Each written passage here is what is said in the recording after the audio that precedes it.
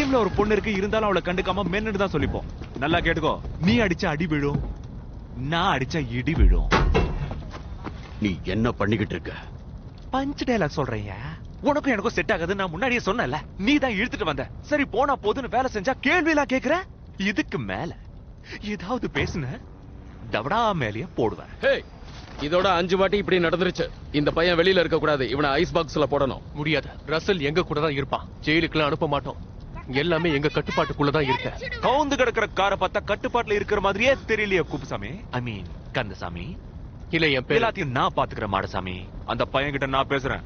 அது வரைக்கும் பல்லி மாதிரி நீ இங்கே ஒட்டிக்கிட்டு. குண்டா நல்ல கொழுக்கு முழுக்குன்னு இருக்கான். இவனை பார்த்தா பயப்படுறீங்க? நான் ஒருத்தனை ஹேண்டில் பண்ணிருப்பேன். தேவையில்லாம 2 அல்ல கையை கூட்டு வந்துட்டேன். யார பாத்துடா அல்ல கைன்னு சொல்ற? என்னடி சொல்லலாம், எல்லாத்துக்கும் மாமா மேல கோச்சுக்கிட்ட எப்படி?